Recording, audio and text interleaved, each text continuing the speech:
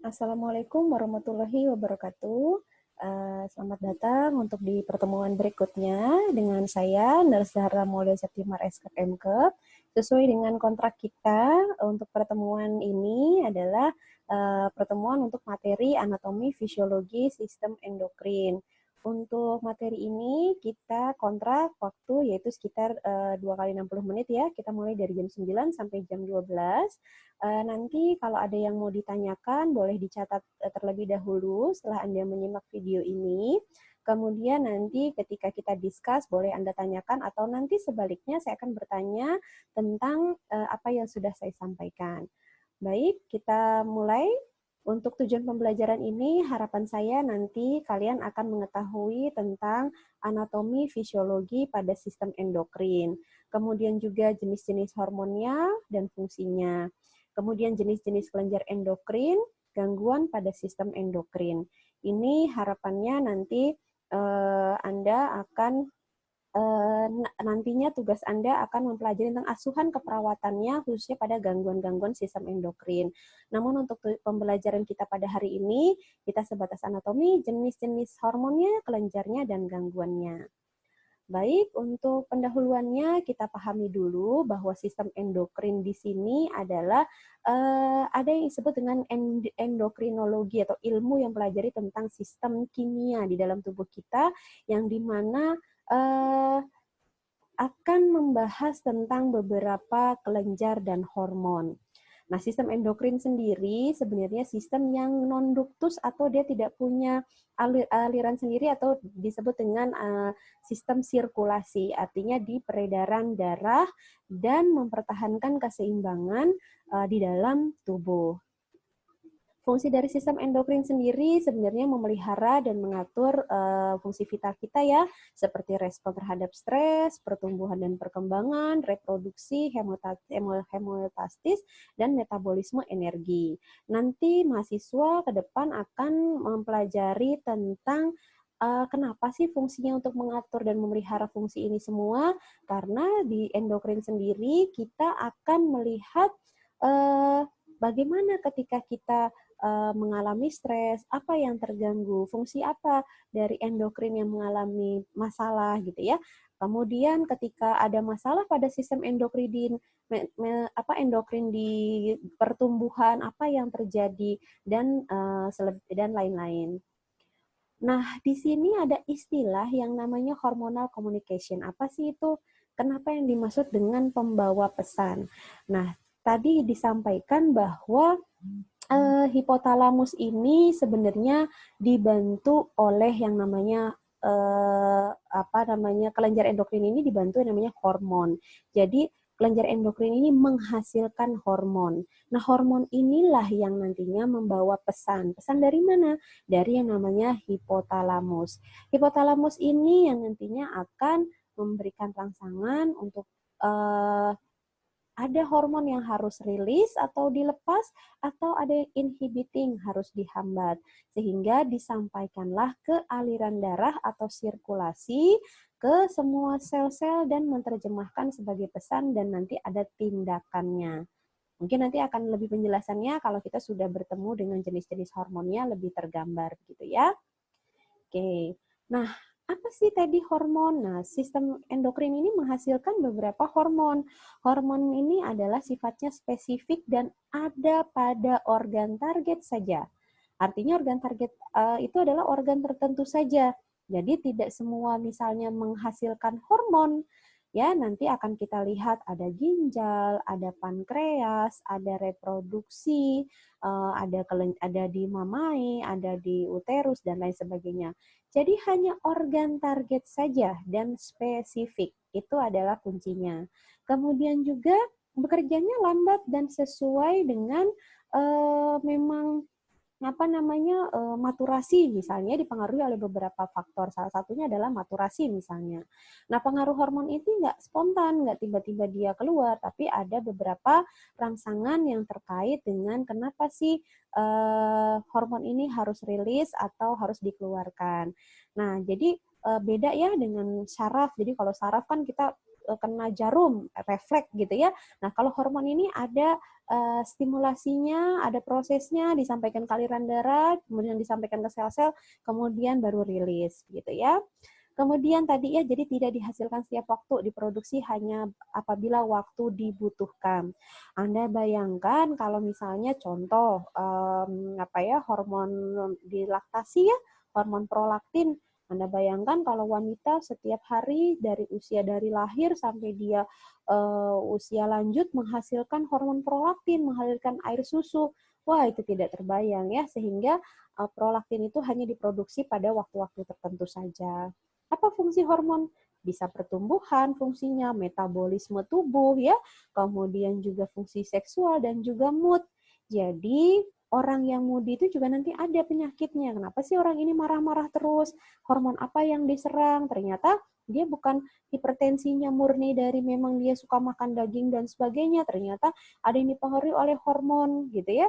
Ada yang misalnya pasiennya sering sakit atau sel darah putihnya selalu meningkat atau menurun gitu ya, imunitasnya selalu menurun, ternyata dipengaruhi oleh beberapa kelenjar yang nantinya menghasilkan hormon tersebut.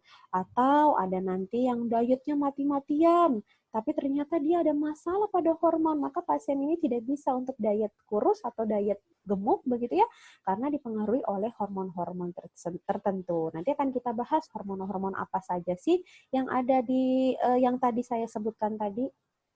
Nah, ini mekanismenya mungkin saya tidak terlalu menjelaskan detail, artinya bahwa dibantu oleh beberapa sintesis enzim, protein, DNA, dan lain sebagainya. Ini yang membedakan tadi hormon dan saraf. Kalau hormon itu sifatnya lambat, jadi dia tidak spontan begitu ya. Kalau saraf tadi kena jarum pentul dia langsung sakit, disampaikan ke hipotalamus langsung sampaikan sakit. Tapi kalau misalnya hormon itu adalah jangka panjang terkait dengan maturasi atau pertumbuhan, kematangan gitu ya. Misalnya tadi reproduksi, mohon maaf, misalnya anak bayi kalau dia tingkat kematangannya misalnya hormon estrogen, progesteronnya sudah ada gitu ya, itu bisa bahaya ya, misalnya digendong, dicium sama yang lawan jenisnya sudah ada rangsangan, wah itu lebih bahaya. Jadi makanya hormon ini ditandai dengan pertumbuhan dan perkembangan. Masih kecil, punten, tidak ada payudara. Nanti seiring dengan pertumbuhan, maturasi, payudaranya akan terlihat. Begitu juga dengan laki-laki ya, seperti itu. Jadi komunikasinya melalui sistem sirkulasi, sistem peredaran darah. Jadi masuk ke dalam peredaran darah, disampaikan oleh sel-sel, kemudian sampai ke organ targetnya. Nanti organ targetnya kita bahas lebih lanjut. Sedangkan untuk saraf adalah komunikasinya antar neuron. Antara neuron-neuron melalui sinap-sinap. Pernah Anda ya belajar tentang sinap-sinap? Jadi misalnya ada ada rangsangan tadi kita terkena jarum pentul, ada sinap-sinap jaras-jaras kemudian disampaikan ke otak sakit. Nah, itu yang biasanya komunikasinya antar neuron. Jadi itu yang membedakan. Nah, ini anatomi Kellen, maksudnya anatomi kelenjar, kurang. Anatomi kelenjar ini terbagi menjadi endokrin dan eksokrin. Ya, jadi kelenjar untuk hormon sendiri ada kelenjar endokrin dan eksokrin. Kelenjar endokrin ini tadi sistemnya komunikasi melalui sirkulasi atau pembuluh darah. Ya, ada gambar pembuluh darah, di sanalah disampaikan ke sel-sel yang tidak keluar di tubuh. Jadi endokrin, endo itu dalam. Jadi di dalam tubuh dikembalikan. Makanya setiap hormon kita itu harus rilis. Anda pernah nanti dengar namanya hormon kortisol. Hormon kortisol itu harus rilis. Anda harus ceria, Anda harus tertawa. Orang udah ngelucu banget, Anda biasa aja. Nah, itu juga hormon kortisol yang bekerja. Jadi ketika hormon kortisol tidak rilis, dihambat, inhibiting, dikembalikan lagi oleh darah, disampaikan lagi ke organ target, maka menjadi salah dan menjadi gangguan. Sedangkan kalau sistem eksokrin, dia sifatnya keluar tubuh. Contohnya kelenjar apa? Kelenjar keringat dan kelenjar sebasea atau kelenjar keringat dan kelenjar minyak. Jadi dihasilkanlah kelenjar minyak, kelenjar keringat, begitu ya. Jadi keluar tubuh. Jadi kalau misalnya endokrin dikembalikan lagi oleh tubuh. Jadi endo itu dalam, ekso itu luar. Nah, ini kelenjar endokrin. Ini harus Anda lihat, ada hipotalamus, kemudian ada kelenjar pineal, ada kelenjar hipofisis, ada di otak semua ya ini ya, kelenjar-kelenjar yang sifatnya ada di otak, yaitu kelenjar hipotalamus, ada kelenjar pineal, ada kelenjar hipofisis. Ada ke bawah lagi ada di leher. Kalau di leher ada tiroid, ada paratiroid. Kemudian ke bawah lagi ada kelenjar Thymus, di bawah lagi ada kelenjar adrenal, ada kelenjar pankreas, bawah lagi ada ovarium, dan ada testis. Jadi ini yang disebut dengan organ-organ targetnya. Kelenjar-kelenjar ini hanya ada di organ-organ tertentu. Ada di otak, ada di di leher, ada di antara mediastinum, ya ada di ginjal, ada di pankreas, ada di ovarium, ada di testis. Jadi tidak semua organ-organ bisa ada yang menghasilkan kelenjar endokrin. Sama juga seperti eksokrin, tidak semua semua organ menghasilkan kelenjar eksokrin ya. Contoh dari kelenjar endokrin ini dia tidak bisa menghasilkan eksokrin, tidak bisa menghasilkan kelenjar keringat dan kelenjar sebasea atau kelenjar keringat dan kelenjar minyak ya. Oke, ini perlu dipahami karena kita akan masuk terkait dengan pembahasan semua ini. Nah, kelenjar-kelenjar inilah akan menghasilkan hormon. Ini yang perlu Anda perhatikan. Semua kelenjar ini produksinya atau hasilnya adalah hormon. Hipotalamus nanti menghasilkan kelenjar apa, hormon apa, hipofisis akan menghasilkan apa, kelenjar pineal akan menghasilkan hormon apa, tiroid, paratiroid, dan sampai testis menghasilkan hormon apa. Mereka tidak akan bertukar peran, tidak akan tertukar, dan sebagainya karena memang sudah masing-masing. Kita pelajari yang pertama ada kelenjar hipofisis. Nah, kelenjar hipofisis atau pituitari ini, atau istilahnya pituitari ya sama nanti kalau Anda ketemu dengan istilah kelenjar hipofisis atau pituitari, ini adalah ada di otak. Kelenjarnya ini sangat kecil, seperti kacang, hanya ukuran milimeter ya, jadi dekat talamus dan hipotalamus di sini ada dibagi menjadi dua lagi.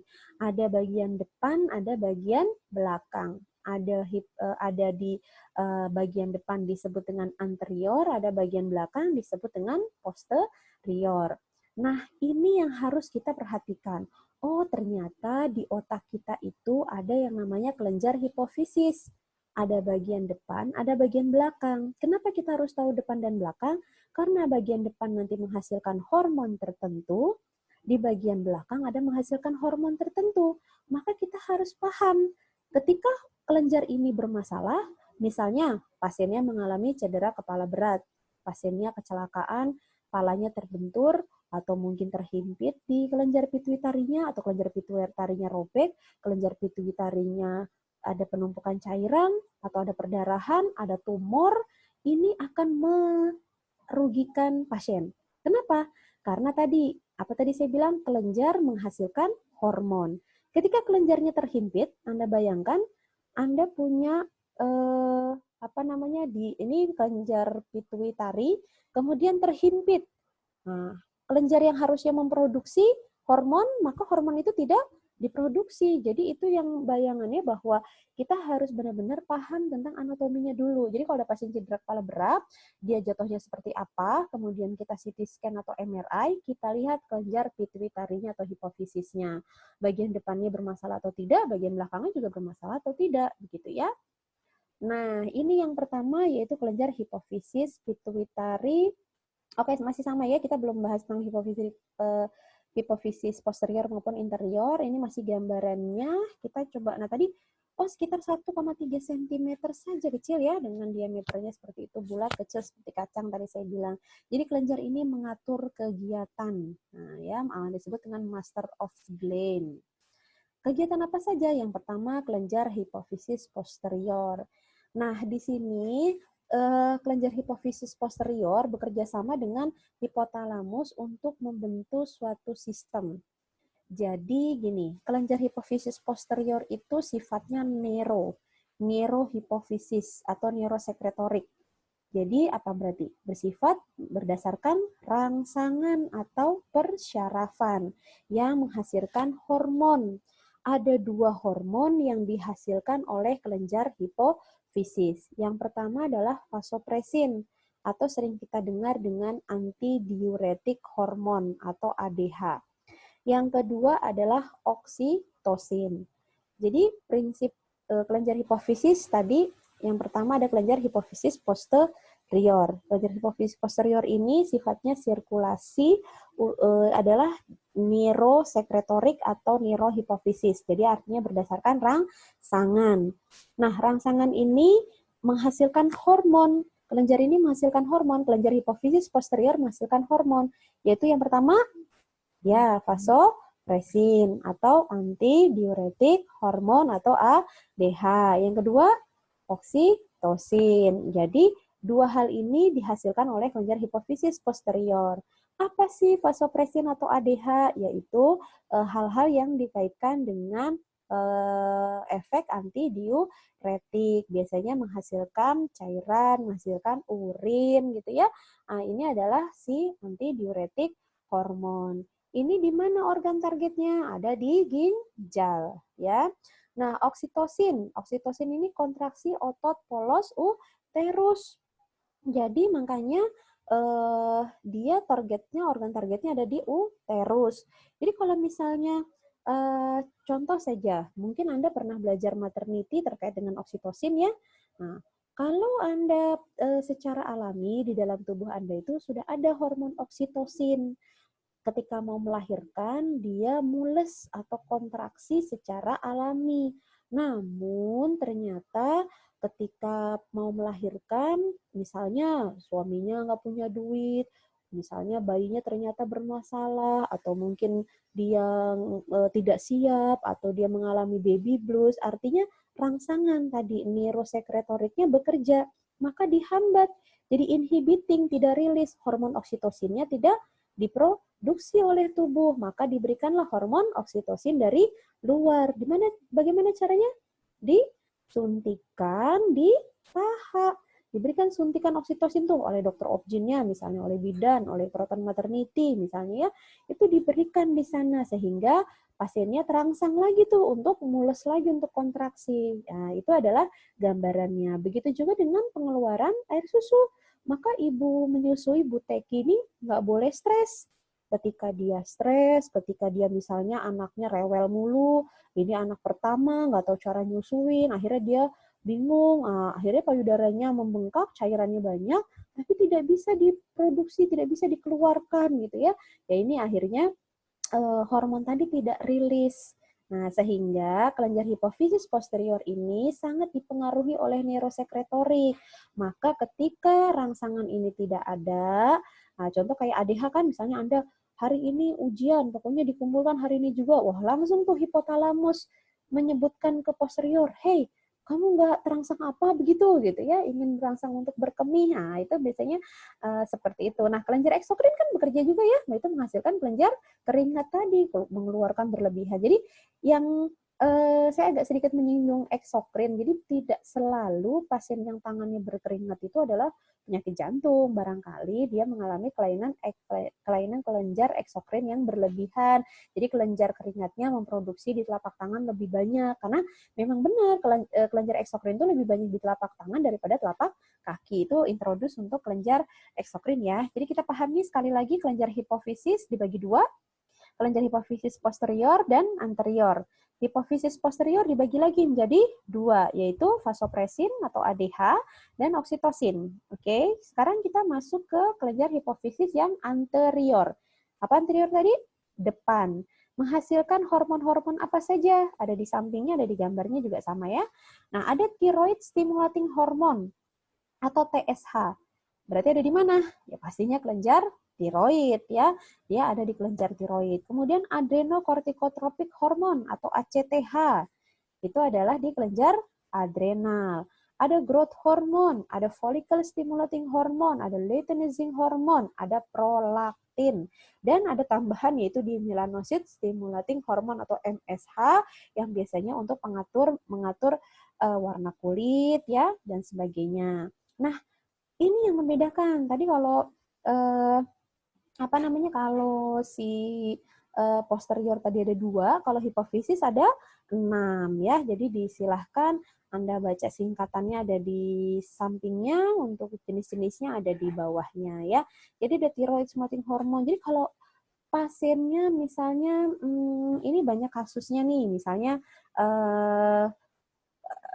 kita contoh ambil yang thyroid stimulating hormone lah ya. Pasiennya misalnya habis cedera kepala berat, kemudian ketika di CT scan tidak terdeteksi nih kelenjar hipofisisnya bermasalah atau tidak. Ternyata pasiennya misalnya mengalami masalah kegemukan atau dia makan banyak tapi tidak gemuk-gemuk gitu ya. Nah, ini kita bisa lihat ini metabolisme. Nanti kita bahaslah satu-satu ya. Nah, ini growth hormone yang tinggi, terlalu tinggi atau kerdil atau kreatinism. Nanti akan kita bahas. Oke, jadi saya ulangi, kelenjar hipofisis anterior ada thyroid stimulating hormone, ada adrenocorticotropic hormone, ada FSH dan LH, atau follicle stimulating hormone dan luteinizing hormone, ada growth hormone, ada prolaktin, ya, ada melanocyte stimulating hormone, atau juga biasanya untuk pasien-pasien yang kelainan kulit gitu ya. Ini efek dan organ targetnya yang tadi saya bilang, tidak semua organ di dalam tubuh kita adalah organ target. Jadi hormon ADH itu adalah di ginjal ya. Tadi ya misalnya meningkatkan penyerapan kembali air. Nanti penyakitnya namanya diabetes insipidus. Nah, nanti akan kita bahas di asuhan keperawatannya. Oksitosin. Nah, ini adanya di uterus dan kelenjar payudara. Kemudian ada yang GH, ini di semua setiap jaringan karena growth hormone ini di setiap pertumbuhan jaringan dia mengalami pertumbuhan di setiap jaringan sehingga dia setiap di jaringan itu ada.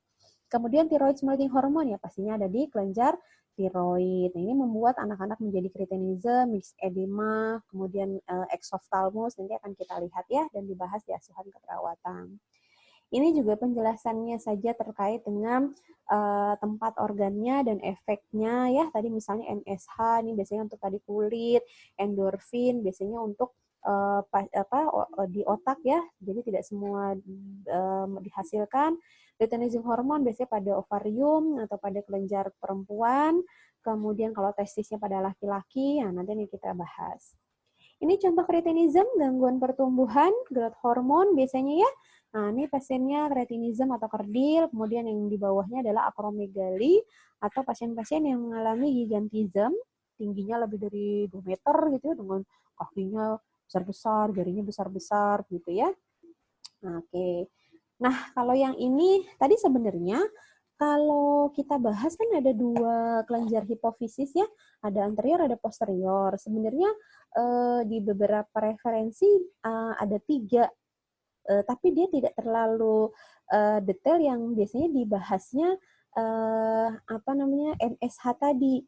Jadi makanya MSH ini kadang digabung di kelenjar hipofisis anterior gitu ya. Jadi kelenjar hipofisis namanya pars media. Jadi yang tadi MSH itu gitu ya. Nah, ini warna kulit yang menyebabkan kulit menjadi hitam, albino ya, ini adalah MSH. Oke, jadi kelenjar hipofisis anterior ini ada yang namanya rilis, ada yang namanya inhibiting, dibantu oleh hipotalamus.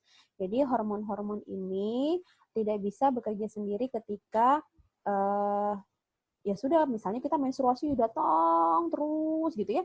Nah, pasti ada waktu-waktunya tuh. Ada yang rilis, ada yang harus di inhibiting atau dihambat. Jadi ada hormon pelepas, ada penghambat. Nah, ini yang diatur oleh si hipotalamus hipofisis itu sendiri. Oke, ini hormon hipotalamus sendiri ya. Jadi kita bicara porta-portanya, ini ada untuk mengatur beberapa tadi kelenjar hipofisis juga. Ini hormon hipotalamus sama seperti kurang lebihnya seperti hipofisis. Oke, yang kemudian selanjutnya ada kelenjar tiroid. Nah, kelenjar tiroid ini adanya di leher seperti dasi kupu-kupu ya. Jadi mungkin orang yang membuat dasi kupu-kupu terinspirasi oleh kelenjar tiroid. Jadi ada di dekat laring, ada di trachea. Jadi ada di tengah-tengah. Nah, kelenjar tiroid ini bentuknya kan ada yang seperti di gambar. Di bawahnya itu ada paratiroid. Jadi paratiroid itu di belakangnya, dia menempel di tiroid. Jadi sehingga kalau ada pasien yang mengalami operasi tiroiditis misalnya ya, atau yang pasien yang mengalami hipertiroid mau diambil misalnya dan sebagainya, ini biasanya paratiroidnya ikut keambil, ikut kepotong sehingga mengakibatkan metabolisme pada paratiroid bermasalah, gitu ya. Nanti kalau kelenjar tiroid ini kan fungsinya untuk metabolisme. Jadi kalau metabolismenya bermasalah, maka ke tubuh kita juga akan bermasalah. Nanti akan kita lihat. Ini ya, ini kelenjar tiroid, dia menghasilkan hormon, ada yang namanya tetraioditironin atau tiroksin atau T4, ada T3 ya.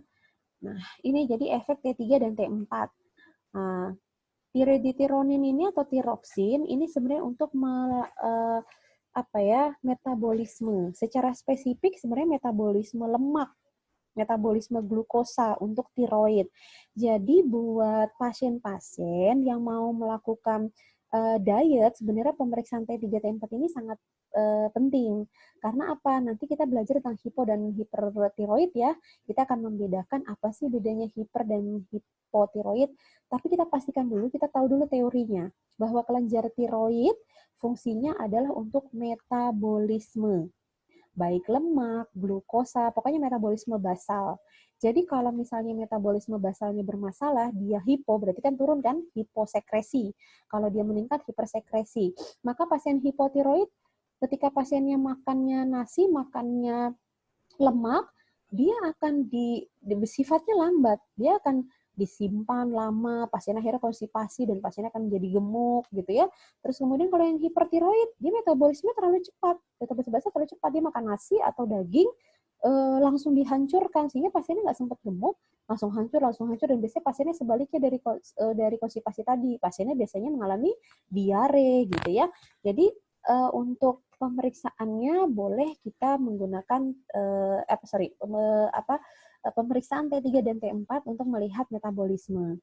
Pasien DM, pasien TBC, pasien terkait dengan nutrisi boleh saja dikaitkan dengan ini. Bahkan pasien yang mengalami gangguan kardiovaskuler pun biasanya diperiksa ini juga karena mengalami biasanya efeknya adalah ke arah sistem saraf simpatik yang biasanya epinefrin ya, tekanan darahnya tinggi terus, berdebar-debar tidak berhenti-berhenti gitu ya. Ini biasanya juga bisa digunakan. Oke. Nah, ini gambarannya saja bahwa kalau dia hipotiroid apa sih ciri-cirinya gitu ya. Ini hanya ciri dari pemeriksaan lab-nya, yaitu T3, T4, dan TSH. Tapi untuk nanti ciri-cirinya kita bahas di asuhan keperawatan ya. Oke. Nah, ini cirinya. Ini siapa? Pasien apa? Ini pasien Graves disease atau penyakit Graves atau penyakit hipertiroid atau pasien gondok. Cirinya seperti ini. Ini bukan marah ya, tapi ini namanya exophthalmos. Nah, exophthalmos ini atau sering kita sebut dengan ptosis atau matanya seperti mata mau keluar. Jadi si orbitanya ini pada mata ini seperti seperti mau lepas gitu. Nanti istilahnya Anda juga bisa buka buku Black, di sana juga ada beberapa contoh untuk pasien-pasien dengan exophthalmos atau Graves disease untuk hipertiroid ya. Nah, itu juga ada ciri-cirinya seperti itu. Nah, ini kelenjar paratiroid yang tadi saya bilang. Jadi kenapa sih bahayanya kok paratiroid kalau diambil kena dikit akan bermasalah karena apa? Dia menghasilkan metabolisme kalsium. Kalau tadi tiroid metabolisme lemak, dan glukosa atau metabolisme basal. Kalau paratiroid, metabolisme kalsium. Anda bayangkan pasiennya kalau hipertiroid, berarti kalsiumnya tidak bisa diproduksi, dia dikeluarkan terus. Kemungkinan pasien ini mengalami osteoporosis dini. Tapi sebaliknya kalau dia hipotiroid, dia kekurangan kalsium di dalam tubuh kitanya, nah kemungkinan pasiennya nanti mengalami gangguan pada. Jadi si paratiroid ini organ targetnya mana? Ada usus, ada lambung, ada ginjal. Nah, jadi itulah yang nanti, ada tulang gitu ya. Jadi kalau misalnya nanti yang diserang tulang, ya berarti nanti bisa osteoporosis dini, bisa kanker tulang, karena apa? Tadi kelebihan kalsium di dalam ini kita ya, peredaran darah kita. Jadi ada usus, ada ginjal, ada tulang. Itu yang diserang oleh organ target pada para tiroid. Nah, yang selanjutnya adalah kelenjar adrenal. Kelenjar adrenal di sini adalah mungkin Anda pernah sering adrenalin begitu ya. Nah, ini adanya di korteks ginjal, bukan di ginjal persisnya ya, tapi di korteks ginjalnya. Jadi di korteks ginjalnya ini si hormon adrenal di ACTH tadi ya diproduksi. Nah, hormon adrenal ini mengatur keseimbangan elektrolit dan tekanan darah. Maka hormon adrenal ini nggak boleh rusak. Ketika rusak, maka tekanan darah akan bermasalah. Pasiennya nggak pernah makan yang asin-asin, pernah makan yang lemak-lemak, pokoknya yang memicu tekanan darah juga enggak. Tapi ternyata kok tensinya tinggi terus. Nah, kita bolehlah periksa kelenjar adrenal nih. Jangan-jangan kelenjar adrenalnya mengalami masalah sehingga tidak seimbanglah tekanan darah ya. Barangkali pasiennya hipernatremi nih, tapi hipernatreminya bukan dari makanan, tapi karena adanya kelainan hormon dari kelenjar endokrin gitu ya. Jadi mengalami pasiennya ada namanya angiotensin 1, ada angiotensin 2. Angiotensin sendiri adalah diproduksi oleh liver sebenarnya ya. Kemudian angiotensin 1 sudah menyerang paru-paru dan ginjal yang mengakibatkan menjadi sel endotelnya paru-paru dan ginjal ini mengalami gangguan keseimbangan asam basa. Pasiennya mengalami gangguan keseimbangan asam basa. Setelah mengalami gangguan keseimbangan asam basa, terjadilah angiotensin 2 yang mengakibatkan pembuluh darah menjadi mengecil, kemudian juga ada masalah pada korteks adrenalnya, kemudian juga pasiennya gangguan pada antidiuretik hormonnya, akhirnya bisa kemana-mana gitu ya. Oke. Nah, ini hormon adrenal masih sama. Ini adalah menghambat penyerapan, merangsang gluconeogenesis dan menghambat penyerapan penggunaan glukosa yang lebih banyak oleh otak. Otak kita tuh sebenarnya butuh 2, oksigen dan glukosa. Namun karena ada kelenjar adrenal ini bermasalah, maka pasien juga ikut bermasalah. Maka biasanya pasien ini mengalami stroke hemoragik lebih cepat gitu ya, karena tidak dapat supply dan sebagainya, adanya vasokonstriksi gitu. Jadi ini akhirnya arahnya ke sana. Oke. Nah, ini tadi ACTH atau adrenokorteks. Nah, ada istilahnya namanya penyakit-penyakitnya. Nah, ada kelebihan aldosteron namanya sindrom Kohn, kelebihan kortisol namanya sindrom Cushing, nah, dan lain sebagainya. Nanti kita bahas ini adalah di asuhan keperawatannya. Ini contoh sindrom Cushing. Jadi kita lebih banyak bahas di asuhan keperawatan dan jurnalnya. Oke, ini hormon kelenjar adrenal juga sama, jadi merangsang tadi ya kontraksi curah jantung sehingga biasanya pasien mengalami tensi lebih tinggi, kemudian respon terhadap stresnya lebih cepat, jadi cepat marah, kemudian tekanan darah di arteri lebih meningkat gitu ya. Nah, epinefrin ini sebenarnya digunakan oleh tubuh kita secara alami.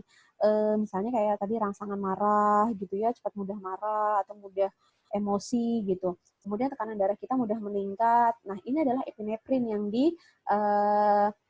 diolah oleh tubuh kita. Namun ketika epinefrin ini tidak bisa diproduksi akibat misalnya kecelakaan, kemudian dan lain sebagainya, penyakit, epinefrin ini bisa digunakan dari luar, yaitu dengan suntik, diberikan suntik epinefrin untuk merangsang tadi tekanan darah di arteri supaya kita bisa bangkit lagi, bisa activity lagi, begitu pasiennya bisa peningkatan kesadaran.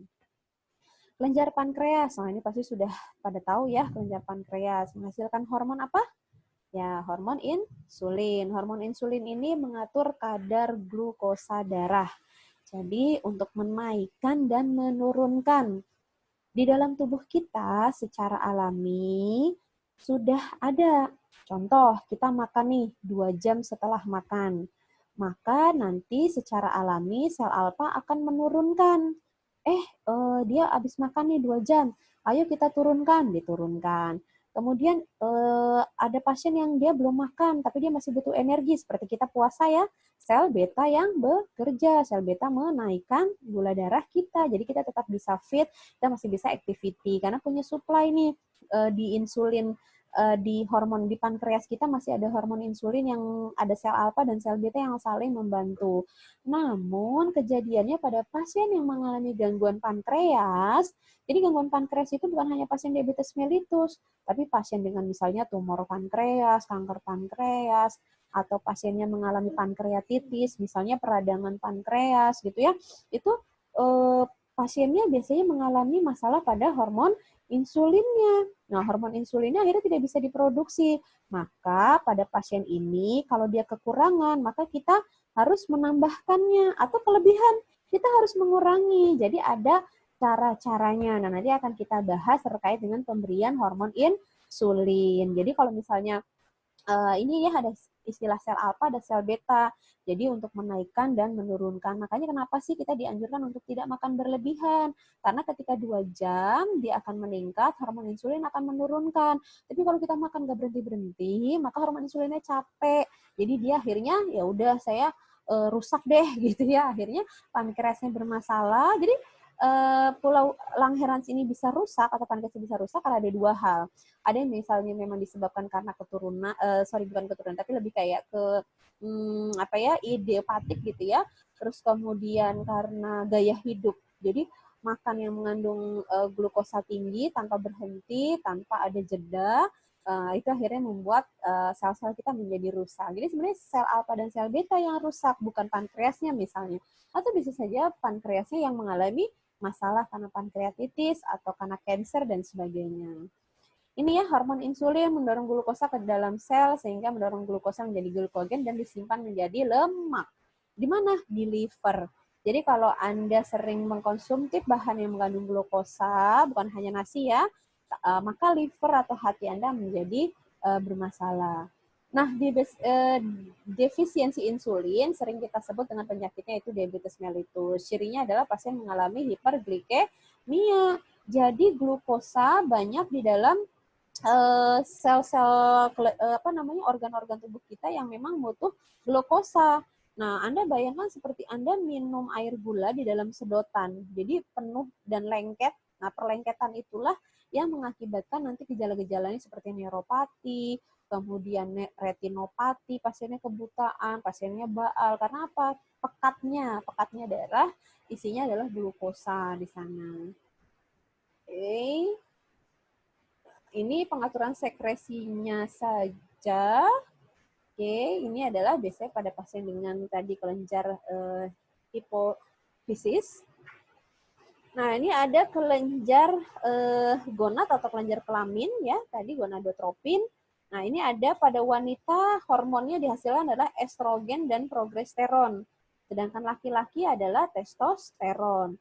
Jadi kalau misalnya pada perempuan, biasanya pada remaja gitu ya, ini estrogen yang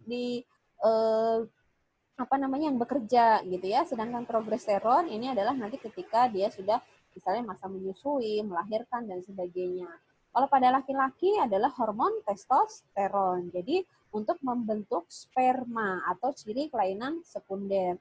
Ini hormon ini diproduksi ketika memang sudah masa pertumbuhan atau maturasi. Jadi tidak selalu diproduksi mulai dari lahir, dia sudah ada, memang sudah ada, tapi berfungsi secara baik untuk ciri kelainan, untuk ciri-ciri sekunder pada wanita atau pada laki-laki lebih matang nanti pada usia maturasinya. Nah, ini ovarium ya. Nah, hormon yang dihasilkan tadi adalah estrogen dan progesteron. Hormon untuk siklus menstruasi ini ya. Jadi ada yang dirangsang, ada yang dikeluarkan, ada yang dihambat.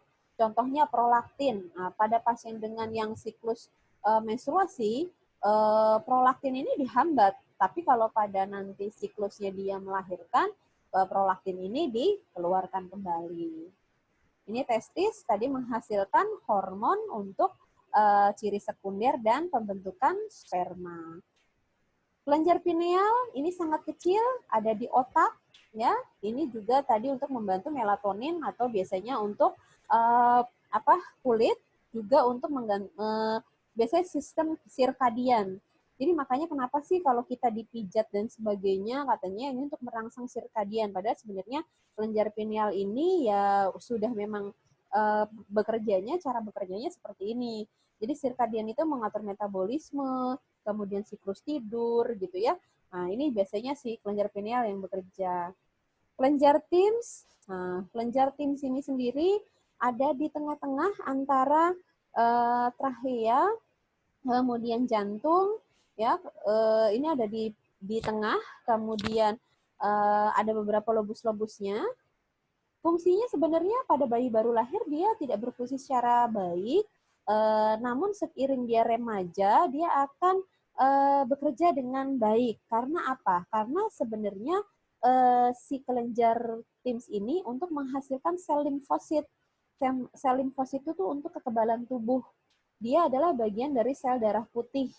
Jadi kalau misalnya nanti Anda ketemu pasien yang sel darah putihnya terus meningkat, atau imunnya menurun, misalnya pasien dengan imun defisiensi, misalnya pasien dengan gangguan hipersensitivitas, pasien gangguan imun, biasanya ini pasiennya kok imunnya selalu rendah ya, kenapa ya?